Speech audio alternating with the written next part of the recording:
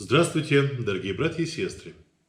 Сегодня в нашем видеоролике пойдет речь о разнообразии главного христианского символа – креста Господня.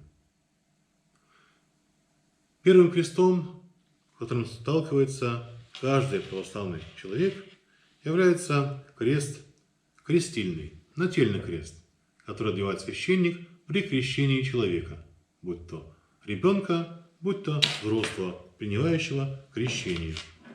Он может быть достаточно разнообразным по весу, по размеру, по форме. Но суть его одна – это крест Христов с изображением распятия. И обычно с тыльной стороны идет надпись «Спаси и сохрани». Также есть кресты для духовенства, являющиеся знаком того, что находящийся перед нами человек имеет священный сан. Первый крест, с которым священника посвящают в сан, рукополагают, это крест серебристого цвета. Простой крест, восьмиконечный, иерейский. С другой стороны его есть надпись. Надпись из Священного Писания, послание к Тимофею апостола Павла. «Образ буди верным, словом, житием, любовью, духом, верою, чистотою».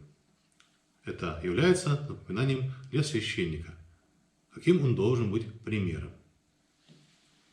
Далее, когда священник прослужил уже долгое время, является заслуженным, его могут наградить крестом наградным, желтого цвета. Мы видим даже звенья цепи здесь уже иной формы. Ну и, конечно же, он в виде золотого креста дается священнику, и посему нам становится понятно, что перед нами священник заслуженный, более опытный в служении. Далее, здесь сзади, с тыльной стороны, есть также надпись «Пресвитеру, дающему образ верным словом и житием». Крест может быть также и серебристого цвета, тоже наградной. Данный крест у меня раритетный.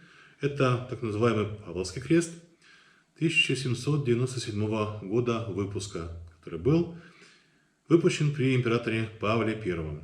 Он тоже является наградным, наряду с золотым крестом. Следующая церковная награда для священника – это крест с украшениями. Крест с украшениями дается всегда в награду протоиерею, прослужившему достаточно долго. Он имеет разнообразные формы и отличается от креста позолоченного, четырехконечного, тем, что украшен камнями. Священник, послуживший достаточно долго, уже в сане протоиерея, получает такой крест согласно с указаниями правящего архиерея.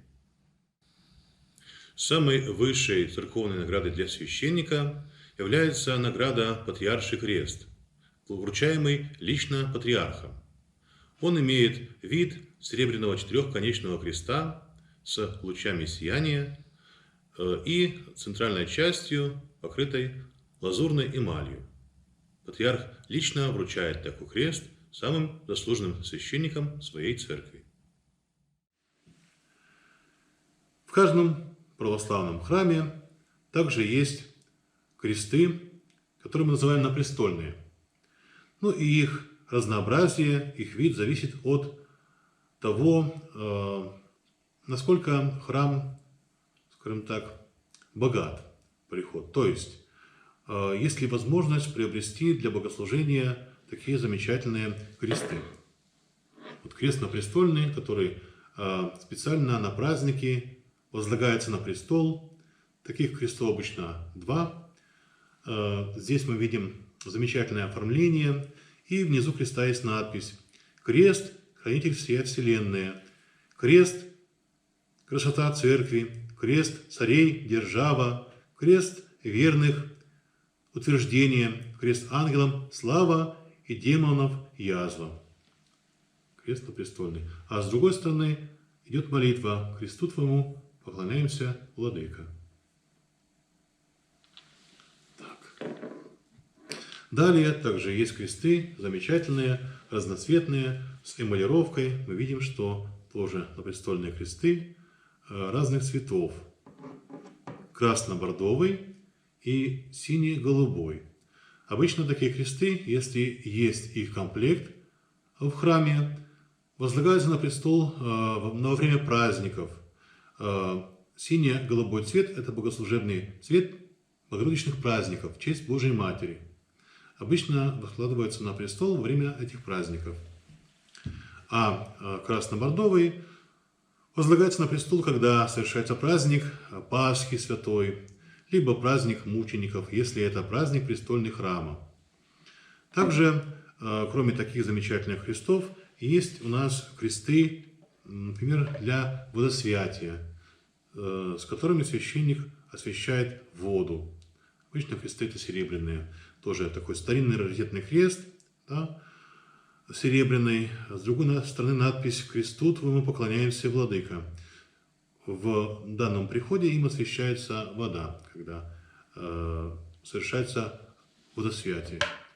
Ну, точно так же такой крест, подобный, серебряный, потемневший от времени.